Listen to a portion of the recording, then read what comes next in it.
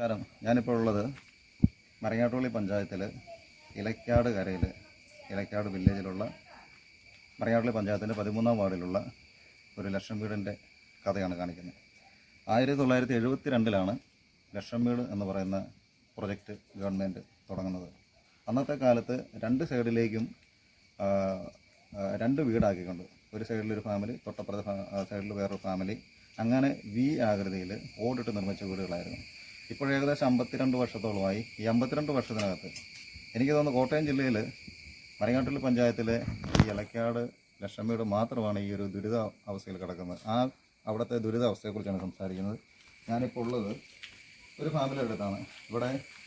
ഇവിടുത്തെ ചാച്ചനും അമ്മയ്ക്കും സത്യം പറഞ്ഞാൽ രണ്ടുപേർക്കും സ്ട്രോക്ക് വന്ന് വയ്യാതിരിക്കുന്നതാണ് വർഷങ്ങളായി. അപ്പം ഇവരുടെ വീടിൻ്റെ ശോചനീയാവസ്ഥ നിങ്ങൾ കാണുക, അതുപോലെ മറ്റുള്ള വീടുകളിലെ ശോചനീയാവസ്ഥ നിങ്ങൾ കാണുക. ഇത് ഇങ്ങനൊരു വീഡിയോ ചെയ്യുന്നത് അധികാരപ്പെട്ട ആളുകൾ, ഞാൻ വില്ലേജ് ചോദിച്ചപ്പോൾ ലക്ഷം വീടിൻ്റെ അധികാരം പഞ്ചായത്തിനാണെന്നാണ് അറിയാനായിട്ട് സാധിച്ചത്. അധികാരപ്പെട്ട ആളുകൾ ഇതിനെക്കുറിച്ച് കൂടുതലായി മനസ്സിലാക്കുകയും നിർധനരായ സാധുക്കളായ കിടപ്പാടമില്ലാത്ത ഇവരുടെ കാര്യങ്ങൾ കൃത്യമായ ഉത്തരവാദിത്വം എടുത്തുകൊണ്ട് വീടുകൾ പുതുക്കിപ്പണിതും മെയിൻ്റെനൻസ് ചെയ്തും നല്ല വാസയോഗ്യമാക്കി തീർക്കണം എന്നൊരു അഭ്യർത്ഥനയാണ് എനിക്കുള്ളത് ഈ വീഡിയോയിലൂടെ.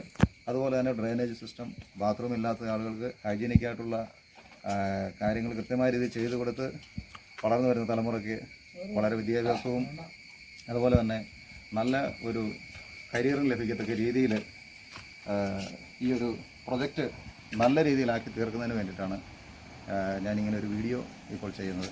നമുക്ക് ആ വീടുകളിലെ ശോചനീയാവസ്ഥയും ഇവരുടെ സാഹചര്യവും എന്താണ് നമുക്ക് ചോദിച്ചു നോക്കാം. നമുക്ക് എങ്ങനെയുണ്ട്? ഇത്രയും കാലമായിട്ട് വീടിൻ്റെ കാര്യങ്ങളെല്ലാം ഭയങ്കര പ്രശ്നമാണ് അല്ലേ?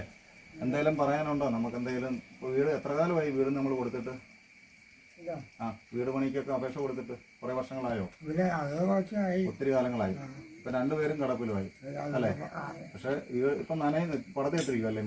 എല്ലായിടത്തും പടുതിയിട്ടിരിക്കും. ഇതിന്റെ മണ്ടെല്ലാം പോയതാണ്. അഡീഷണൽ ആയിട്ട് എടുത്ത ഭാഗങ്ങളെല്ലാം പോയതാണ്. പണിയെടുത്ത് നടന്ന സമയത്തൊക്കെ ചെയ്തതാണ്.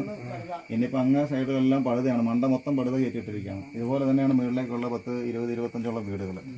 അപ്പം പ്രിയമുള്ളവരെ, നമ്മൾ ഈ വീഡിയോ ചെയ്യുന്നതിൻ്റെ മെയിനായിട്ടുള്ള കാര്യം എന്ന് പറഞ്ഞാൽ തന്നെ നമുക്ക് നമ്മുടെ സഹോദരങ്ങളിലെ വീടിൻ്റെ അവസ്ഥകൾ മാറ്റുക, അവരുടെ മുമ്പോട്ടുള്ള സാഹചര്യങ്ങൾക്ക് ഒരു വ്യത്യാസം വരുത്തുക. അതിനുവേണ്ടി ഇപ്പോൾ നിലവിലുള്ള ഭരണാധികാരികളും ഭരണ സിസ്റ്റവും വേണ്ട തീരുമാനം ഈ വീഡിയോ കാണുന്നതിൽ എടുക്കണം എന്നുള്ള ആഗ്രഹത്തിലാണ് ഞാൻ ചെയ്യുന്നത്.